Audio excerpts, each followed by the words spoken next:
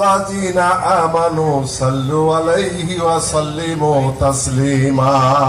আল্লাহুম্মা সাল্লি আলা সাইয়্যিদিনা মাওলানা মুহাম্মদ ওয়া আলা আলি সাইয়্যিদিনা মাওলানা মুহাম্মদ। আল্লাহুম্মা সাল্লি আলা সাইয়্যিদিনা মাওলানা মুহাম্মদ সাইয়্যিদিনা মাওলানা। নবী তোমাকে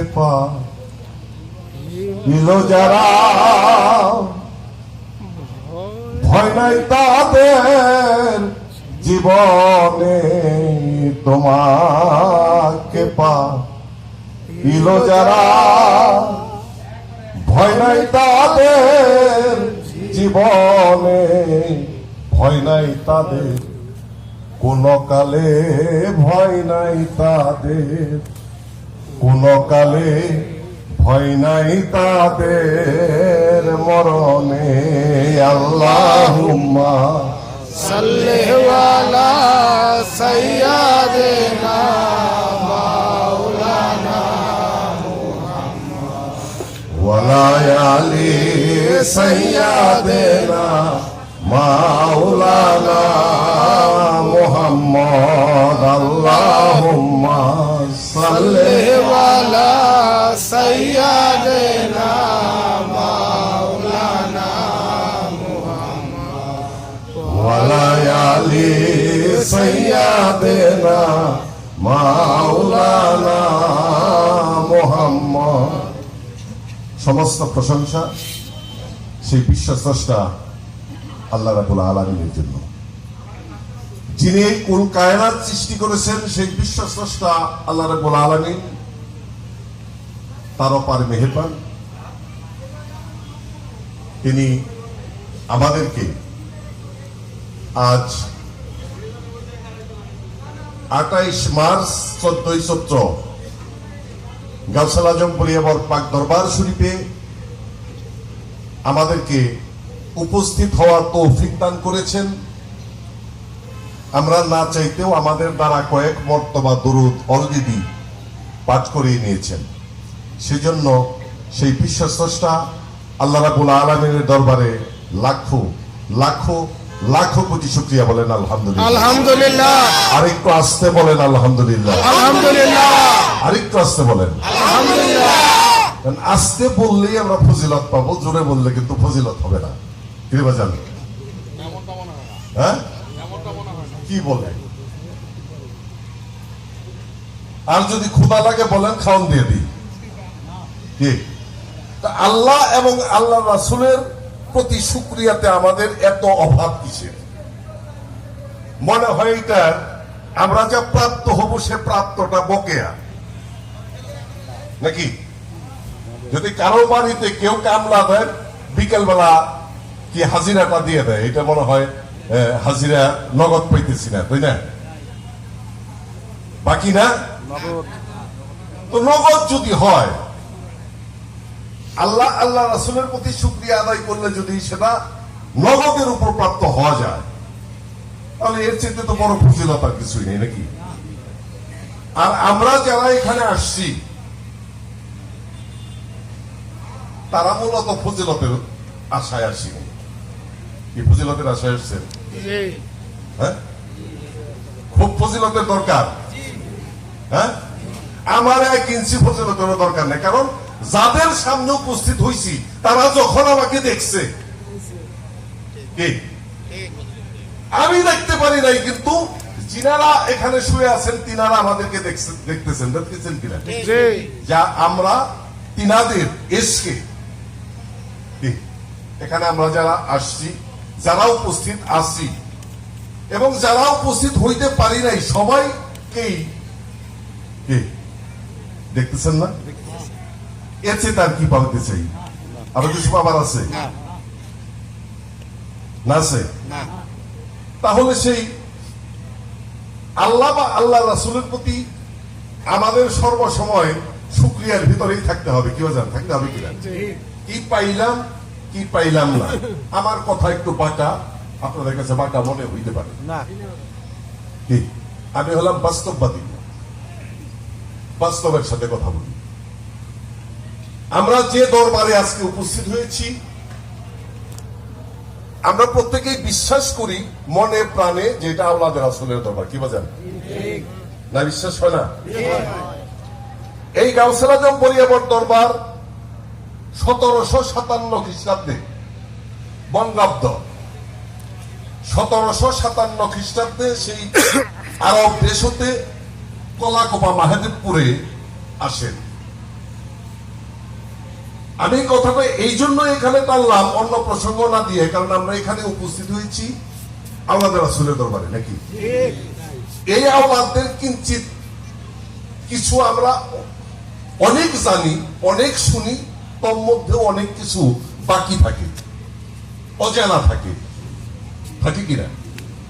1757 খ্রিস্টাব্দে শাহজালাল অলিউল্লাহ, যিনি কলাকোপা মাহেদেবপুরে আসেন, সেখান থেকে স্থানান্তর 1759 বঙ্গাব্দে, যেটা আসে আমাদের পীরের ত্যাগ, এই যে লতিফপুর পীরের ত্যাগ, সেখান থেকে বলিয়াবর স্থানান্তর, যেটা চৌধুরী তানভীর আহমেদ সিদ্দিকীর যে দাদা নাজিম উদ্দিন সিদ্দিকী, তার দাদা অথবা তার দাদা, জিনাদের মাধ্যমে ওনারা এই দেশে পদার্পণ করছেন, নাকি?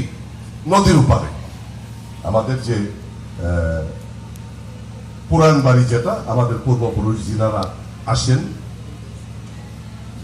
সৈয়দ তাজুল ইসলাম সাহেব, সৈয়দ আব্দুল মালি রহমতুল্লাহ আলাইহি, জিনারা এই দেশে আসেন, নদীর উপারে আসেন। আইসা এই গ্রামের নাম তাদের দ্বারা হয় পরিয়াবু, অর্থাৎ অতি খুশবু, সুগ্রাম যুক্ত একটা গ্রাম, যেই গ্রামে ওনারা এসে বসবাস শুরু করে। তো সৈয়দ আব্দুল মালি রহমতুল্লাহের ছেলে সৈয়দ আব্দুল কাদের রিজভী সাহেবের 4 ছেলে, তার মধ্যে নাদু মিয়া, ভাদু মিয়া নাম শুনছেন? এটা হলো ডাক নাম। খালেক চাঁদ, সালাম চাঁদ দরবেশ, এই দুই ভাই রাত্রিবেলায়, গভীর রাত্রিতে নদী পার হয়ে এই পারে আসেন। এই যেখানে আমরা অবস্থান করতেছি, এটা ছিল একটা জঙ্গল, এখানে কোনো বাড়ি ঘর ছিল না। এইখানে ওনারা আসেন এবং স্বপ্নের মাধ্যমে দেখতে পারেন এইখানে একটা অলির দরবার আছে, যেটা প্রথমে হয় ময়ূর তারানু বাড়ি। এটা হলো ময়ূর তারানু বাড়ি। এখানে ওনারা আসেন, এখানে মুরাকাবা মুশাহাদা করেন, তার মাধ্যমে এইখানে অবস্থান করেন। এবং এখানে দুইটা, এই যে ময়ূর তারানো বাড়ি, যেখানে ময়ূর অবস্থান করতেন, এই একটা এখানে দুইটা বৃক্ষ ছিল, যে বৃক্ষ ওনারা ঈশা যখন এখানে অবস্থান করছেন, ওনারা কখনোই দেখেন নাই ওই গাছের পাতা এখানে পড়ে থাকতে।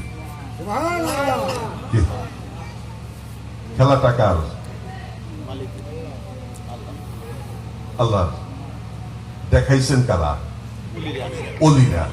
অলিদের মাধ্যমে আমরা এটা জানতে পারছি বা দেখতে পারছি যে ওনাদের ইতিহাসে দেখা গেছে যে এই বৃক্ষের নিচে যখন বৈশা ওনারা সাধন ভোজন করছেন, কিন্তু এখানে কোনো গাছের, ওই গাছের পাতা এখানে পড়ে নাই, কোথায় হাওয়ায় মিলিয়ে গেছে। সেই দরবার যেখান থেকে, যেখানে আসার পরে এই বাড়িটাকে 2টা ভাগে বিভক্ত করা হয়।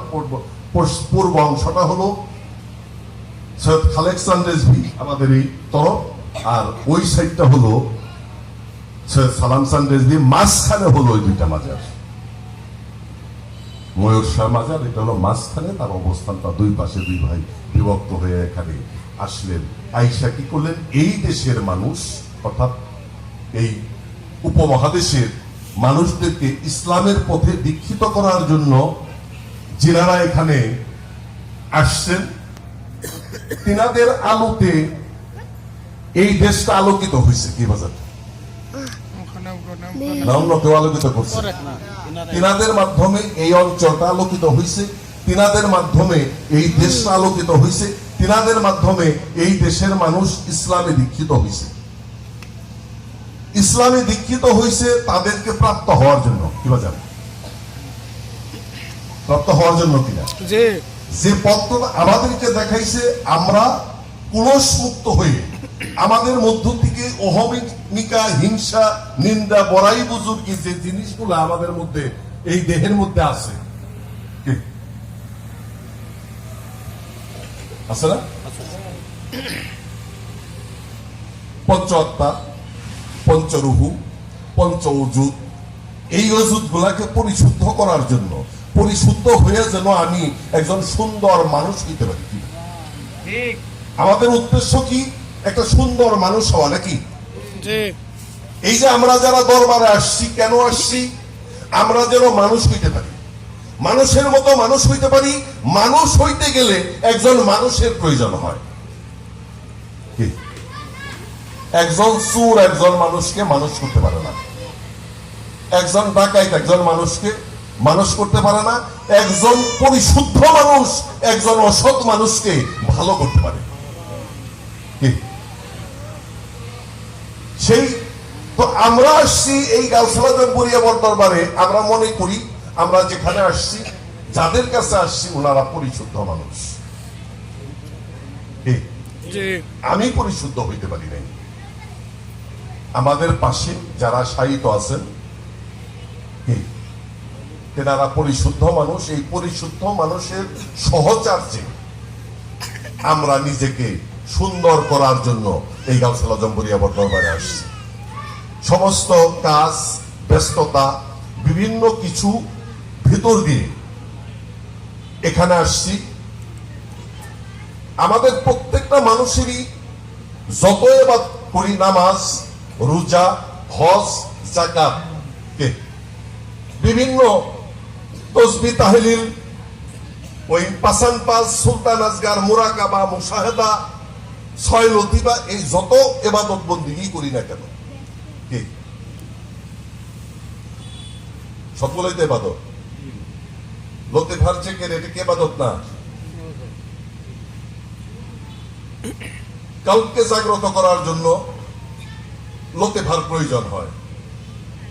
পাসান পাস, সুলতান আজগার, মুরাকাবা, মুশাহেদা, বিভিন্ন ধরনের আমল, ইবাদত বা এই যে নামাজ, নামাজ আমাদের প্রত্যেকেরই আদায় করতে হবে, হবে কিনা? না বাদ দিলে চলবে?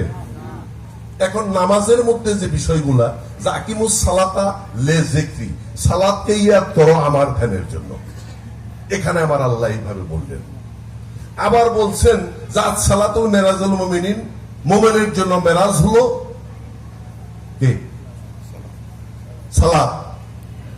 আকিমুস সালাতা ওয়াতুজ যাকাত, সালাত আদায় করো যাকাতের সহিত। তাহলে এই যে নামাজ প্রক্রিয়াটা, এই নামাজ প্রক্রিয়াটা বুঝতে হলে আমার অনেকগুলা বিষয় এখানে আছে, খালি পড়লেই নামাজ হয়ে যাবে না।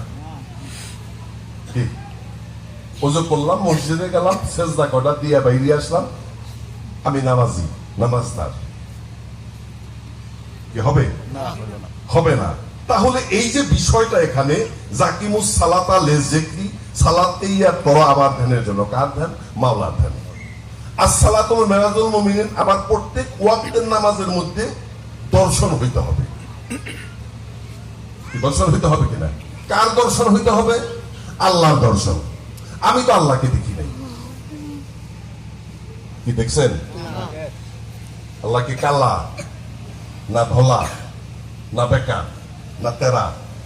দেখি এই যে আমরা আল্লাহ তার নিজ সূরাতে যদি আদমকে সৃষ্টি করে থাকে, এইখানে লক্ষ্য করে দেখেন আমরা যতটি মানুষ, এই এক এক কারোর চেহারার সাথে কারোর চেহারার কোন মিল আছে?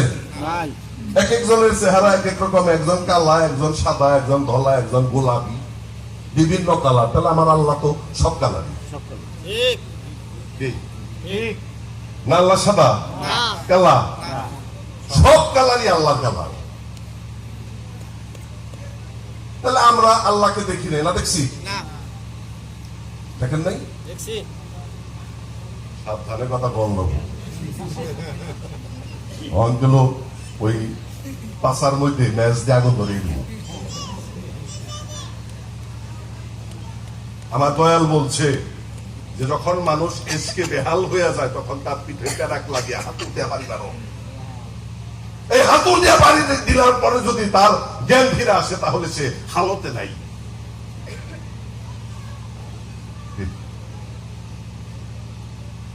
আছে বন্ধ করে দিব? বলেন একটু বেকা কথা বলবো, সবসময় বললে বেকা বেকা কথা বলবো, বলেন হইলেও কিছু করার নাই। তাহলে যেটা আল্লাহকে প্রতি ওয়াক্তের নামাজের মধ্যে তার দর্শন আমাকে পাইতে হবে, পাইতে হবে কিনা সে প্রক্রিয়াটা আমাকে জানতে হবে নাকি? আমাকে না, আমাদেরকে প্রত্যেকেরই জানতে হবে। সেই জানার জন্য বোঝার জন্যই কিন্তু আমরা কাউসাল জম্পরিয়া বলে আসছি। নামাজের প্রক্রিয়া জানার জন্য যেভাবে যে প্রক্রিয়ায় আমি সালাত আদায় করলে আমার সালাতটা মাওলার দরবার পর্যন্ত কি বাজান, ঠিক কিনা? কোন প্রক্রিয়ায় সালাত আদায় করলে আমার সালাতটা তার ধ্যানে নিযুক্ত হয়ে যাবে, কারণ আমি নামাজে দাঁড়াইলেই আমার মন জাগা চান্দরা স্ট্যান্ডে যায় কিনা? মন চলে যায় বন্ধুর কাছে, মন যাতে বন্ধুর কাছে না যায় সেই প্রক্রিয়াটা তোমার জানতে হবে। এখন এই প্রক্রিয়া জানতে হলে যেমন নামাজের সেকেল আছে, নামাজের সুরত আছে, নামাজের বর্জক আছে, কি বাজান আছে কিনা? এখন সেই নামাজের বর্জকটা কি আমার পর্যন্ত পৌঁছাইছে কিনা, আমি সে বর্জক ধরতে পারছি কিনা, যে জিনিসগুলা জানার জন্য বোঝার জন্য আমরা এই যে একটা দরবারে আমরা আসছি। আপনি আপনার বাড়িতে যদি রাত্রে ঘুমাইতেন অনেক শান্তিতে থাকতে পারতেন, কি বাজান? একটু কষ্টের জন্য এই দরবারে আসছি, তাহলে দয়ালের মহব্বত, তাহলে দয়ালের সাথে যদি আমার অতটুকু হৃদ্যতা, অতটুকু মহব্বত, অতটুকু প্রেম, অতটুকু ভালোবাসার সৃষ্টি না হয়, তাহলে কি আমার কিছু হইল? হইল না। তাহলে এই প্রক্রিয়াগুলা জানার জন্য, বোঝার জন্য আমরা অলির দরবারে আসছি। অলির সহবতে একটা মানুষ অলি হতে পারে, পারি কিনা? বড় লেগে গেছে, কথা বলতে চায় না নাকি? আকিমুস সালাতা ওয়াতুজ যাকাত, প্রত্যেক ওয়াক্তের সালাতের সাথে আমার যাকাত আদায় করতে হবে নাকি? এখন যাকাত হলো ধনী লোকে যাকাত দেয়, গরিব লোকে খায় নাকি? কিন্তু এখানে কোরআন বলছে যে আকিমুস সালাতা ওয়াতুজ যাকাত, প্রত্যেকেরই সালাতের মাধ্যমে যাকাত আদায় করতে হবে। যে রাস্তায় প্লেট নিয়ে বৈশা ভিক্ষা করে তাও যাকাত দিতে হবে নাকি? এখন যাকাত তো দুইটা প্রকার, একটা হলো মালি যাকাত, অর্থের যাকাত, এটা রাষ্ট্রীয় বিধান, আর একটা হলো দেহের যাকাত। আমার মধ্যে যে পাঁচটা নফস, তার একটা হলো নফসে আম্মারা। এই নফসে আম্মারার সাথে আল্লাহ রাব্বুল আলামিন আমাদেরকে যুদ্ধ করতে বলছে যে তুমি তোমার নফসের সাথে জিহাদ করো, যুদ্ধ করো। এখন এই যুদ্ধ বলতে যদি আমি মনে করি একজন আর একজনের মাথার মধ্যে যাইতে একটা বাড়ি দিব, মরে যাবো, কি যুদ্ধ হইল? নিজের নফসের সাথে যুদ্ধ করতে হবে। কেন যুদ্ধ করতে হবে? আমার মধ্যে থেকে এই নফস আম্মারাকে ধ্বংস করতে হবে। হাতুর দিয়ে পিটাইয়া যদি এই নফস আম্মারাকে বাইর করে দিতে পারি তাহলে আমার যাকাত আদায় হয়ে যাবে। তাহলে এই যাকাত আদায়ের প্রক্রিয়াটা জানার জন্য, শেখার জন্য, বোঝার জন্য আমরা কোথায় আসছি? একটু আসতে বললেন। আল্লাহুম্মা সাল্লি আলা সাইয়্যিদিনা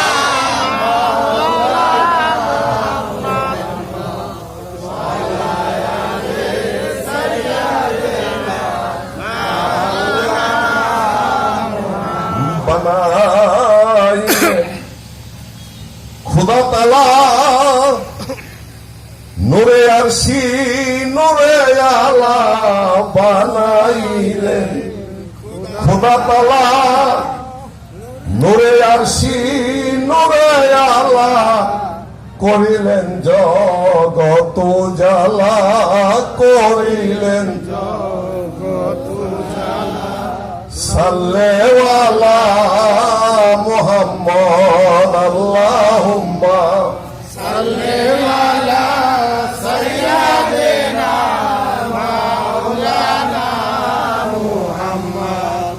ওয়ালা আলি সাইয়্যিদানা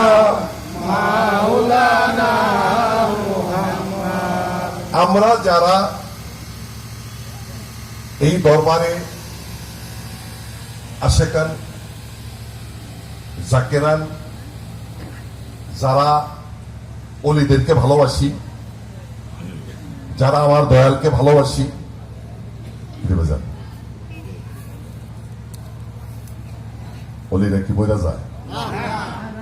হ্যাঁ, কি বলে? মনে না? এটা কিন্তু বেশি কথা বললেন, ব্যাক মানুষই তো বইরা যায়। এটা বিধান বলছে যে একটা মানুষ মৃত্যুর পরে দাফন কাপড় হয়ে গেলে 3 দিনের মধ্যে কবরের ভিতরে লাশ পয়সা যায় না, ফেটে যায়, পচতে সময় লাগে নাকি? সময় লাগে না? তো যারা আল্লাহ তোকে হাসিল করছে, আমার মনে পড়ে আমার মহান মুর্শিদ এই বিল্ডিং এর উত্তর মোড়া বারান্দায় চেয়ার ফালিয়ে বসা,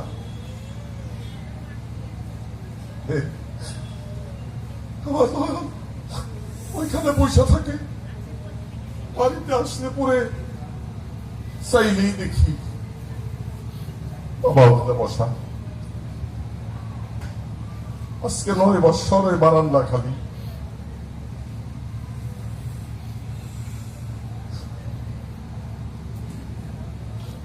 আজকে এইবার প্রথম রমজানের ঈদ করলাম মাকে হারায়।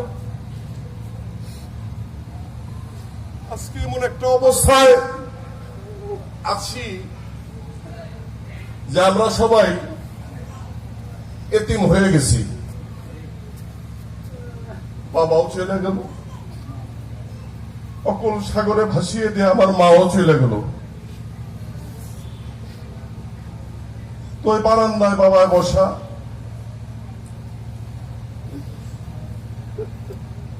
মাওলা যারা আমার বাবার ভক্ত আলেক ভাইকে দেখছেন, আলেক ভাই মৃত্যুবরণ করল, বাবা ওই চেয়ারে বসা, মায়েরে বলতেছে এই জালেক গেল না। 10 মিনিট পরেই সেই মাওলা থেকে রিং আসছে যায় এইমাত্র আলেক চলে গেল।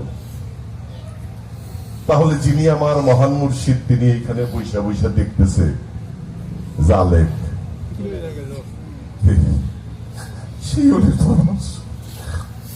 সেই অলির দরবারে আসছি, সেই অলিদেরকে ভালোবাসতে পারি নাই। কিরে বাবা, পাচ্ছি সেই অলিদেরকে ভালোবাসতে পারি নাই, মহব্বত করতে পারি নাই। আমি হয়তো মনে করি আমার মহান মুর্শিদ আমারই মতো একজন মানুষ।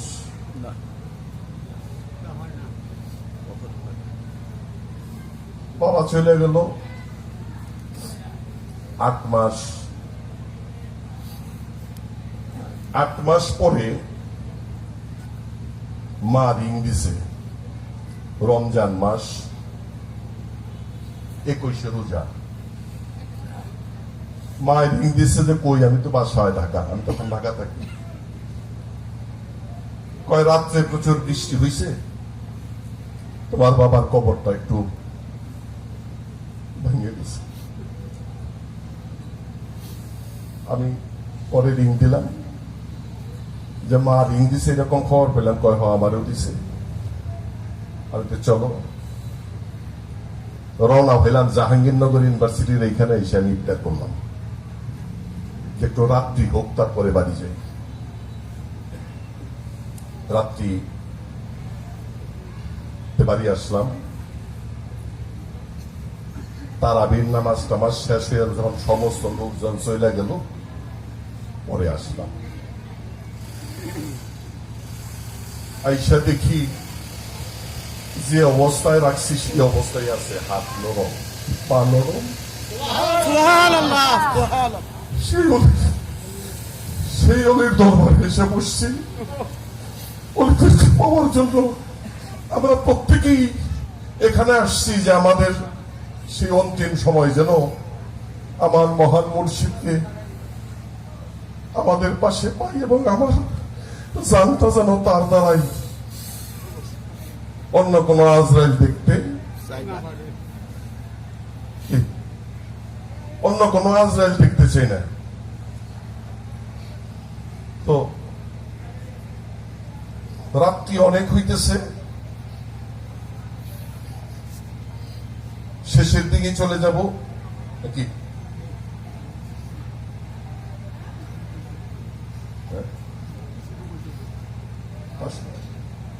আপনাদেরকে কি বিরক্ত লাগে?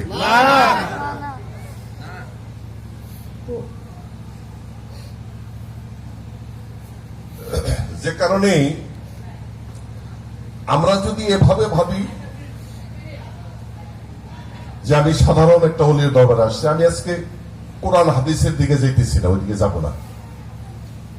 কারণ এই 28, 29 তারিখ গাউসুল আজম পরিয়াবর দরবারের যে উরস, যে অলিদের সামনে বসছি সেই অলিদের ইতিহাসই বলাটাই দরকার।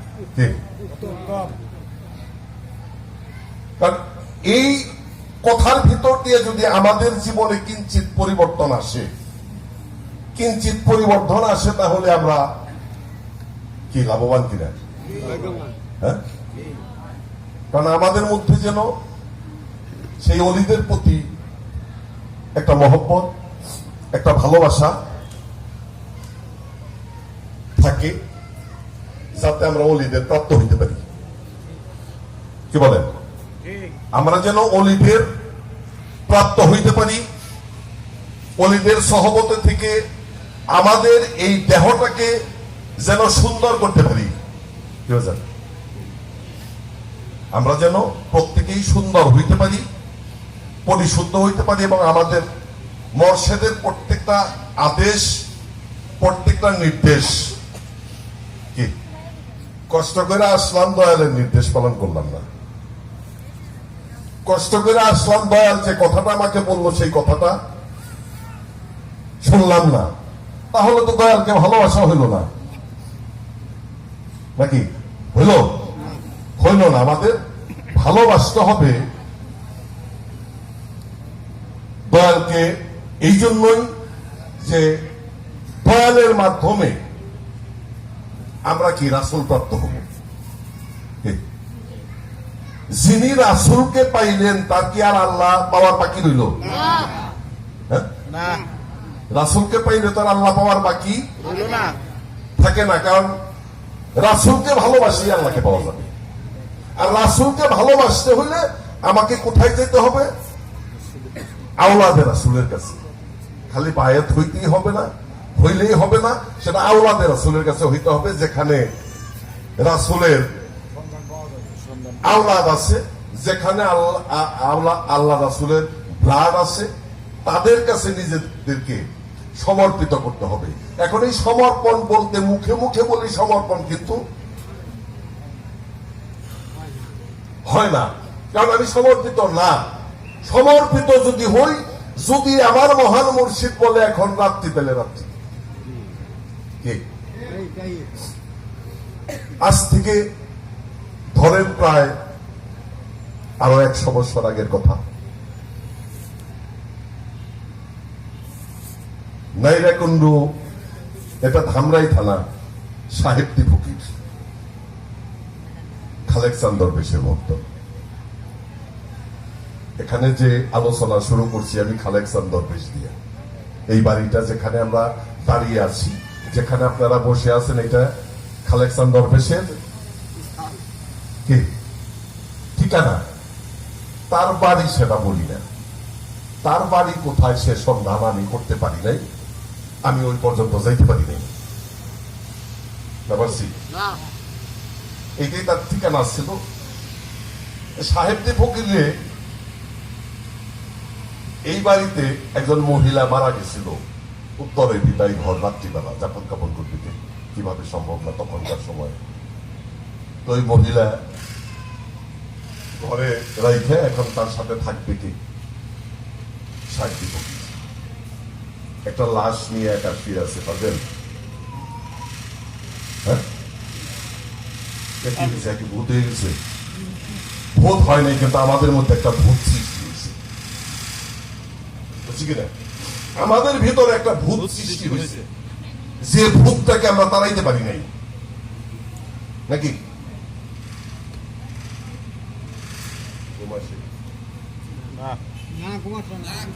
শুনতে আছে, মনোযোগ দিয়ে শুনতে আছে, কথা মনোযোগ দিয়ে শুনতেছে।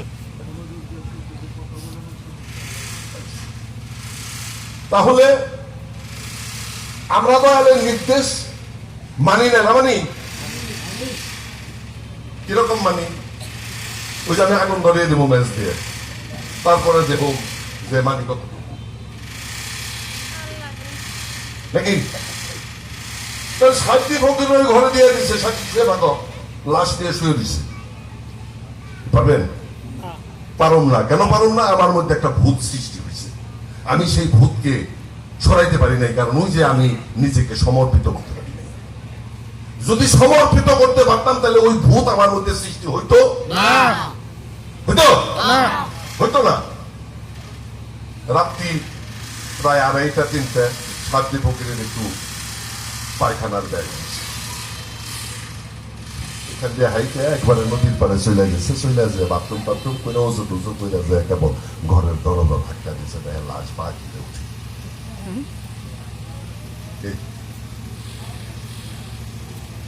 লাশ এই বাঘ মেয়েরা খারিয়ে উঠতেছে।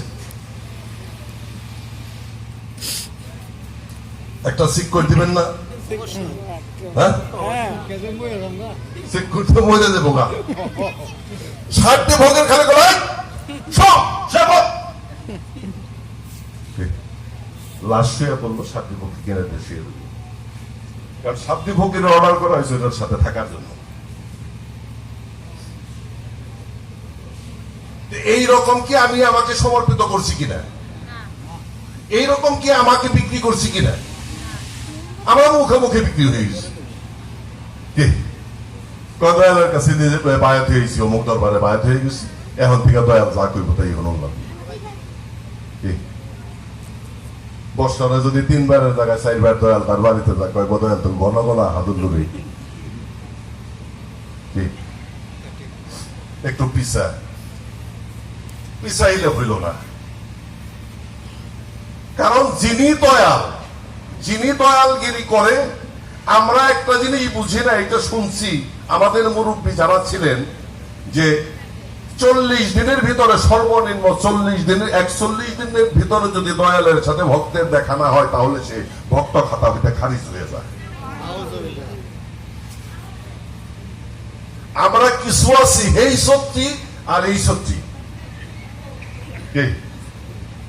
গত সত্যিতে আইছিলাম আর এই সত্যিতে আইসি, আবার রসের পরের দিন কেউ কেউ আছে যাইবার সময় ওই যে মাথায় যা সালাম করে যাইব, আর জানি এই দরবারে মালিক না আনে, এরকম আছি না কিছু। ওই মাথায় পরের সত্যি মাসে 2 দিন আগে আহে বলি না যে ঘাটটার মধ্যে ধরে নাকি এই না ভাবা। তাহলে এইটা না, আমাদেরকে নিজেকে সম্পূর্ণরূপে সমর্পিত করে দিতে হবে আল্লাহর ওলিদের জন্য, এবং সে সমর্পিত করার বেনিফিশিয়ারি আমি নিজে, লাভবানটা কিন্তু আমি। আমাকে গঠন করতে, আমাকে তৈরি করতে, আমাকে উপযুক্ত করতে আমার মুর্শিদের বহুত কষ্ট করতে হয়েছে। হয়েছে কিনা রে বাবা? তার সমস্ত কিছু সারা বছর দেখেন আপনার দয়াল, তার ঘরের চিন্তা নেই, সংসারের চিন্তা নেই, স্ত্রীর সন্তান নেই, সন্তানের চিন্তা ভাবনা নেই, খালি আপনাদের কিছু ইদর করতেছে।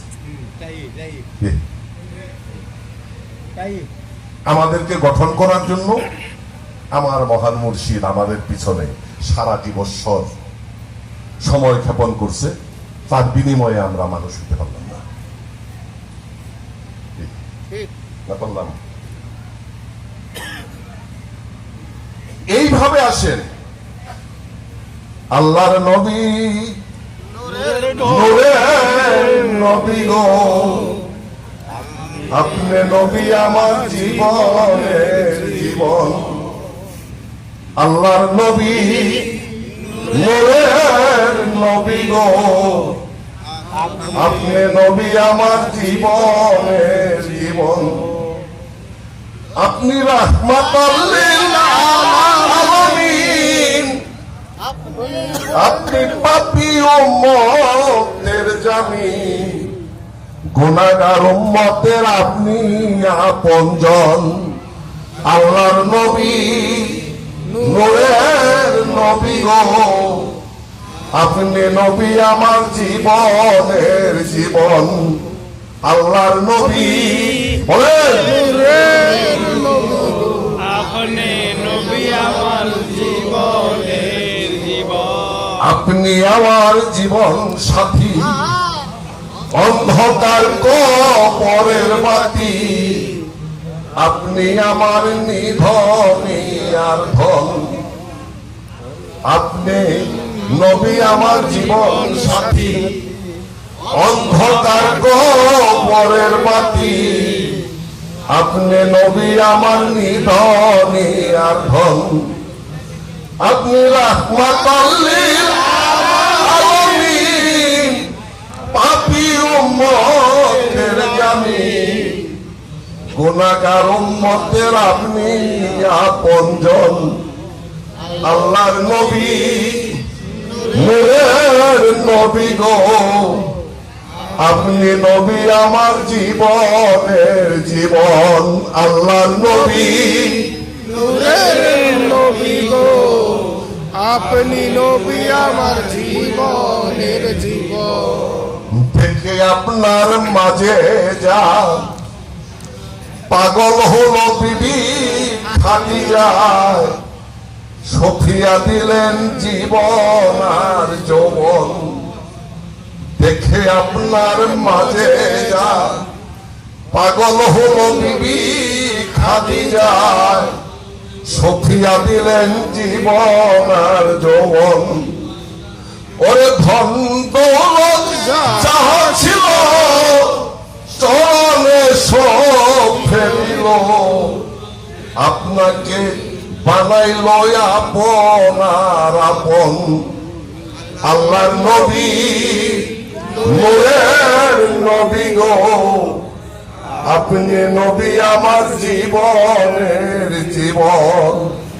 আল্লাহর নবী, নূরের নবী গো, আপনি নবী আমার জীবনের জীবন। দেখিয়া হযরত বিল্লাল প্রেমেতে হইয়া পাগল, শৈল উমায়ার কতই জ্বালাতন।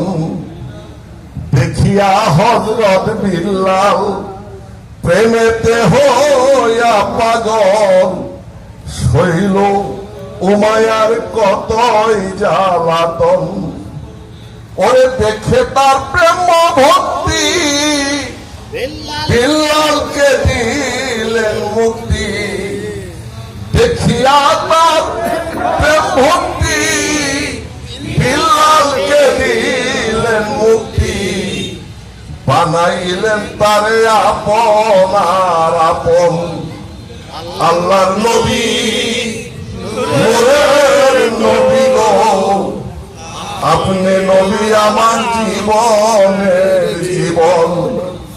আল্লাহর নবী, নূরের নবী গো, আপনি নবী আমার জীবনের জীবন।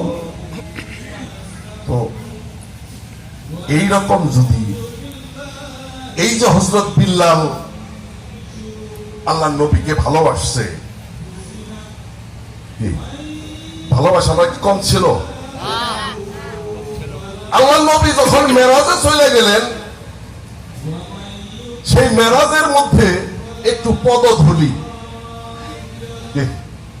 মেরাজে যখন আল্লাহ নবী মেরাজে গেছেন, সেখানে কি অন্য কেউ গেছে? হ্যাঁ, জিব্রাইলকেও যাইতে দেওয়া হয় নাই, জিব্রাইলও যায় নাই, আল্লাহ নবী একাই গেছেন। কিন্তু সেই মেরাজের মধ্যে আল্লাহ নবী একটু পদধূলি মানে পায়ের আওয়াজ শুনতে পাইল। আল্লাহ রাসূল বলতেছে যে এই পায়ের যে আওয়াজটা, এই পাওয়ারের আওয়াজটা বিল্লালের পায়ের আওয়াজের মতো মনে হয়।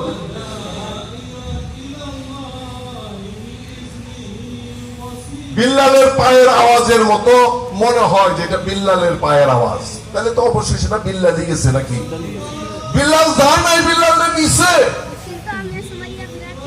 কিনা? বিল্লালকে কে নিছে? যেমন আল্লাহ রাসূলও নিছে, আমার আল্লাহও। দুইজনে মিলাই সেখানে নেওয়া হয়েছে। এটা কি? এটা আমাদেরকে বোঝানোর জন্য যে আল্লাহ রাসূলের জন্য বিল্লাল নিজেকে কিভাবে উৎসর্গ করছে।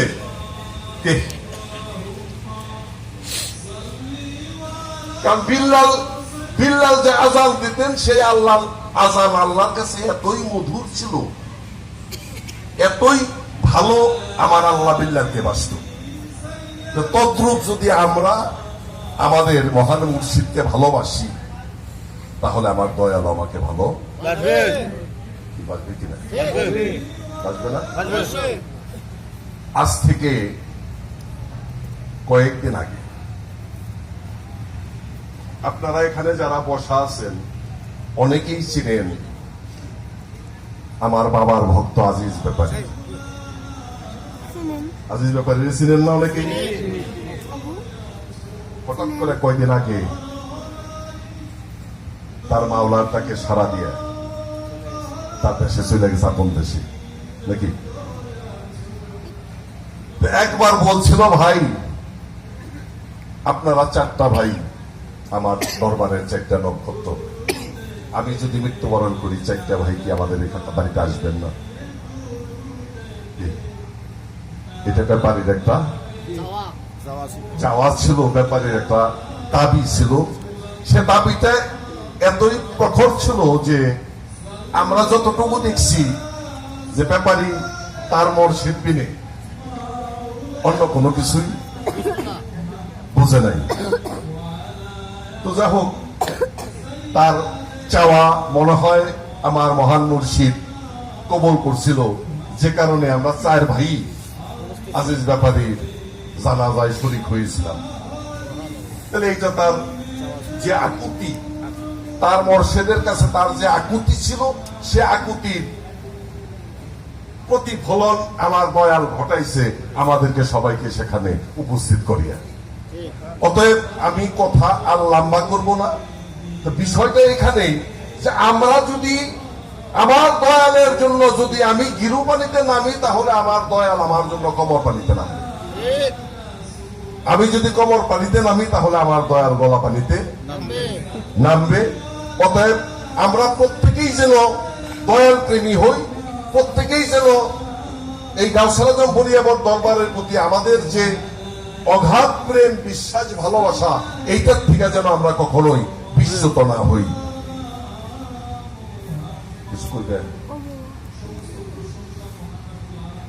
ও আখিরুদ দাওয়ানা আলহামদুলিল্লাহি রাব্বিল আলামিন। আল্লাহু আকবার, আল্লাহু আকবার। ইয়া রাসূলুল্লাহ,